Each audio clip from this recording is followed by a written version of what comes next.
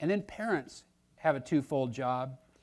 In chapter 6, verse 4, it says, "Fathers, do not exasperate your children. Instead, bring them up in the training and instruction of the Lord."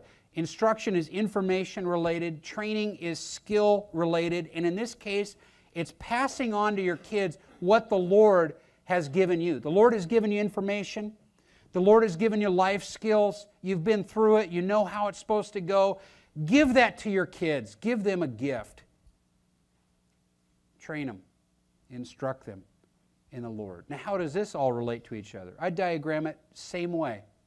Children, as they obey and honor their parents, it brings about an environment that is conducive for them where their parents now are willing to share what they know. Now, if you don't obey and you don't honor your parents, you know what?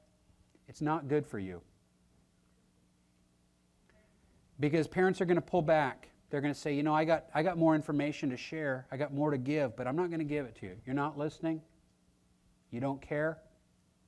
On the other hand, if kids will say, "Mom, Dad, whatever you tell me, I'm going to do. I'm honoring you." You know what? It brings out the best in your parents because they got lots to share. They can help you and in the process meet your most basic need as a child, and that's protection. Early on, it's physical protection, but as time goes on, we're talking about emotional protection and spiritual protection. A child does not know the dangers that lurk out there. Adults know. So Johnny starts chasing the ball, and it's going across the road, and we yell at Johnny, "Johnny, don't chase the ball out into the road." Because Johnny doesn't have the life experience to be thinking about all the possibilities, the fact that cars could be coming, the fact that he could be hit. He's just thinking about the ball. Parents are in a protection. They're an umbrella over their kids to keep all this bad stuff from falling down on them. And kids, if you'll obey, if you'll honor, you're going to be protected. On the other hand, I think parents need respect. This passage says, this is the first commandment with a promise that you have a long life. If you obey your parents and honor them, you're going to have a long life, and it's going to go well with you. Just think of all the stuff your parents told you, and if you had done it the way they said, think of the good life you would have lived. Think about all the pain and heartache we've gone through. And if you had nothing else for information in the whole world and just did what your parents told you to do, man, you would have had a great life. They're watching over you. But they need to be respected for that. Now, this last week on Survivor, and I'm sorry to keep bringing up Survivor. I know some of you are like, does this guy do anything else but watch Survivor? There are a couple other shows that I kind of like, but how many of you saw Survivor this week? Okay, some of you saw it, and you're going to know what I'm talking about here. Some of you didn't see it. I feel compelled to tell you about it. And the reason is because of this topic of family. There's a contestant on Survivor. Her name's Jenna. And our family, we have a Jenna. And so our Jenna is pulling for Jenna. Well, this week, on the episode, Jenna left the show.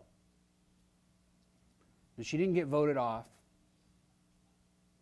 She quit. To my knowledge, it's never happened before. In preceding episodes, we had seen Jenna not doing very well. I mean, she wasn't eating, and there's not a lot to eat out on these deserted islands. I mean, every now and then somebody stabs a fish, and somebody grabs some grubs together or whatever. But even this little that they had to eat, Jenna in her tribe was not eating. And she was kind of off by herself, and the tribe members were talking about her behind her back. What?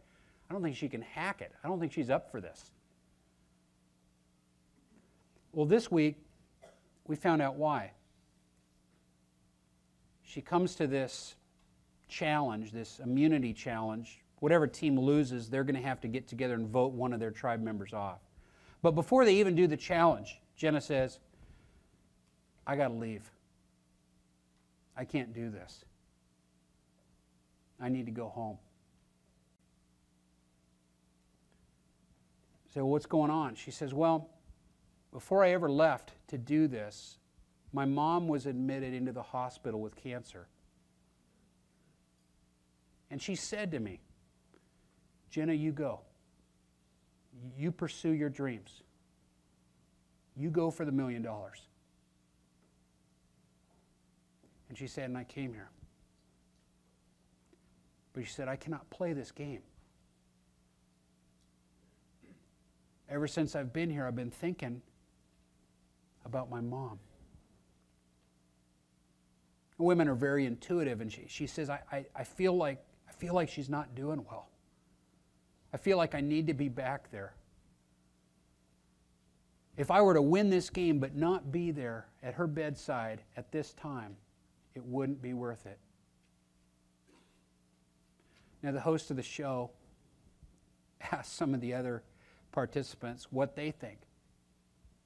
And this one guy, I mean, leave it to a guy to say something like this, but his name's Tom.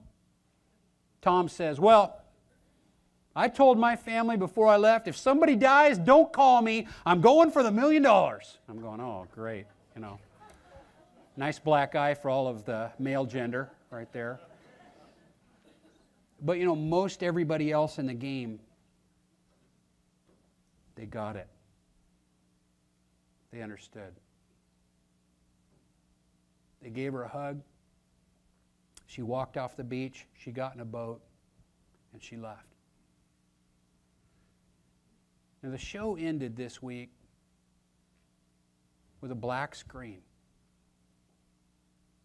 And on the screen it said, 8 days after Jenna left the island, her mom died of cancer. And he thought, yeah, she made the right choice. She did the right thing. Now, life is full of choices. Now, where are we going to be? What are we going to spend our energy on? Who are we going to spend it on?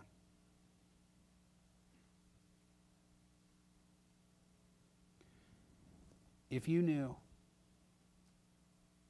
that your husband, your wife, your kids, your parents had 8 days,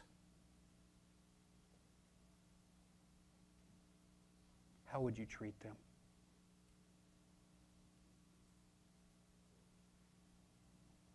That's how you should.